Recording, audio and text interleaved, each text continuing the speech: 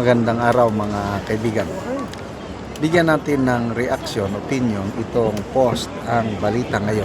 Title: Vilma Santos nilinaw na edited ang video ng umanong pang-iinsulto. Palusot sila. Pagkatapos na batikusin sila ng grabe, ito na, palusot. Nilinaw ng tanggapan ni Vilma Santos na edited at pinutol umano ang konteksto, ang kumakalat na video clip at mga post online na nag-uugnay sa kanya sa umano'y pang-iinsulto sa publiko. Okay. Sa opisyal na pahayag ng Office of the Governor, iginiit na maling impormasyon ang mga kumakalat na interpretasyon ng naging press interview ni Governor Vilma. Ayon sa tanggapan, piling bahagi lamang ng panayam ang kinuha at inedit mula sa kanyang buong pahayag na nagresulta sa maling naratibo na nagpapalabas na ininsulto niya ang publiko. Ipinaliwanag na ang tinatalakay umano ni Vilma sa naturang panayam ay ang lumalalang problema ng peking balita at online bashing at hindi ang ordinaryong mamamayan. Ang kanyang mensahe umano ay paalala sa publiko na tiyakin ang kredibilidad ng impormasyon, iwasan ang pagpapakalat ng maling balita at pangalagaan ang wastong diskurso sa lipunan. Okay. So ano ba yung issue dito? Yung lumabas na pahayag niya ay sila, Vilma Santos, Rap Recto, nasa taas.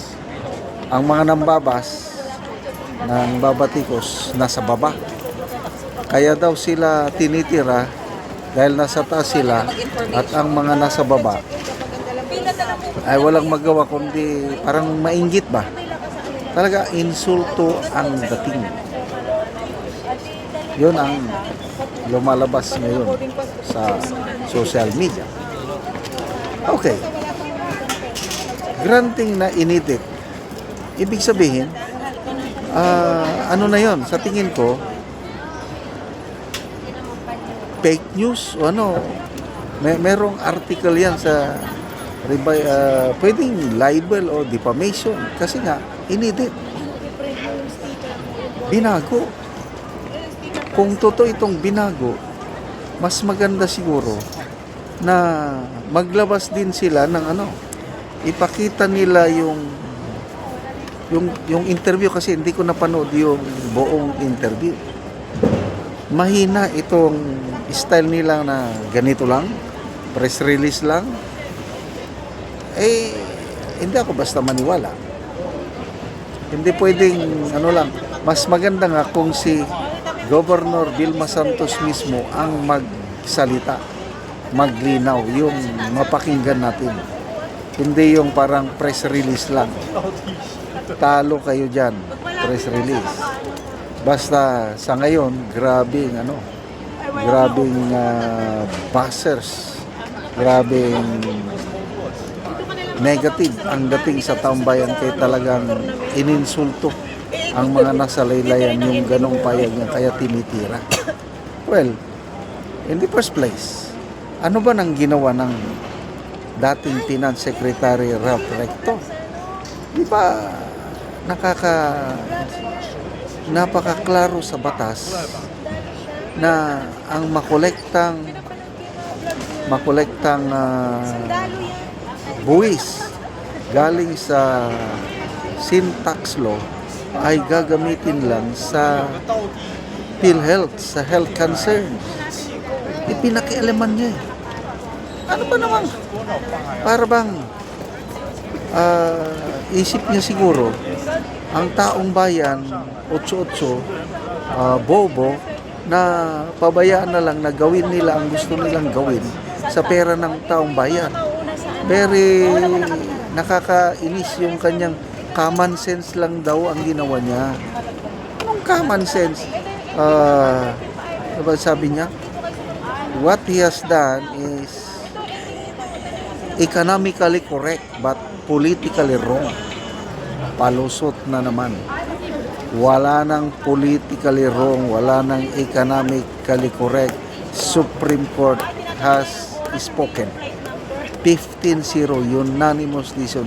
Unconstitutional yung ginawa ni Ralph Recto.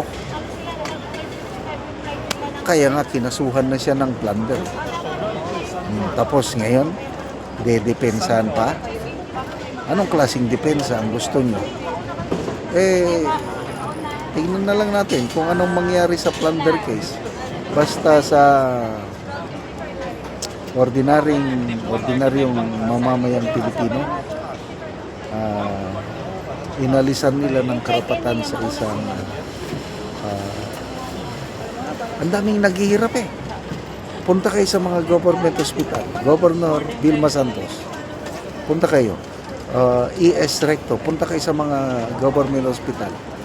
Makita nyo, kalunos-lunos ang kalagayan ng mga pasyente doon, yung mga kawawang pasyente. Kuha kayo ng pera ng PhilHealth. Hindi nyo naman pera yan. Okay lang sana kung yung kinuha nyong pera ng PhilHealth ginastos sa makabuluhang bagay. Hindi yung ganun, nilustay lang sa mga flood control. Doon mas nakakainis. Instead na makapagligtas sana ng buhay, lalong madaming nadamay, madaming nasalanta, nasirang ari-arian, mga hanap buhay, iba pa na nasawing buhay dahil sa kalukuhan yan sa flood control ninyo. Tapos ngayon magpalusot pa kayo na hindi nyo inaapi ang mga ano. So hindi ako maniniwala sa palusot na ito hanggat hindi si Governor Vilma Santos marinig ko mismo yung kanyang paliwanag. Kaya salamat mga kaibigan sa inyong pagsubaybay sa ating channel. Nakakatulong kayo ng maigi sa tribong Talandig ng Bukidnon dahil ang income natin sa channel na ito is pantulong sa tribo.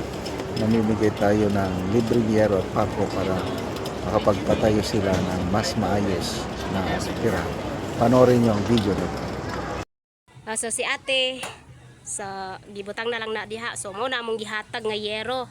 So dili niya mapasan tungod kay bugat. So ate, unsay imong masulti nga natagaan kag yero? Salamat kaayo sa naghatag. Merry Christmas. Then, more blessings pa. Ate. So mo ni ang kahimtang ni ate diri sa iyang abuhan. So kung ulan, tuluan na gid kayo. So mo ni ang kusina ni ate. So si ate basta siya ka balo.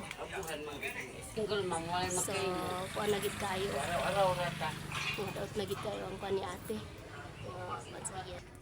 So kuan na kayo ang kuan sulod ni ate Sulod gid kayo si ate. Sa te, sa imong masulti nga natagaan man gid kag yero, makapuli na gid ka kay daot naman dai imong kuan himan nga yero. Salamat ya ako na siya mapulihan ug di na ko tuluan. So di nakatuluan ate. So pila na imong edad te? 48. So nakay banante? Wala. So balo ka pila na ka year ate nga Single mom ka. So si ate single mom di ay dili di siya balo so single mom. So pila ka buok imong anak te? Duha. So duha imong anak. So nag-eskwela pa sila te? Eskwela elementary o senior high. So unsa na lang ang yung panginabuhian te? Kanira tindahan So ginagmay lang. araw-araw. So si ate nagnegosyo og ginagmay lang aron lang makabuhi sa iyang anak kay siya usa ka siya ka single mom. Pila na ka year ate nga na single mom ka? Kuan na 11 years. So 12 years. Kay So 12 man ang 12 years ginamura. na. So dako kayong pasalamat ate. So Merry Christmas, Pasko pag yun. So naantagaan yun kag Yero. Oh, timing kayo Christmas. Salamat kaayo. Kay lang tuluan. Sige ate, God bless gid kayo ate. Makapuli na gid ka sa imong balay o Yero. Salamat Sige kaayo ate, sa salamat po. sponsor. Salamat sa donation.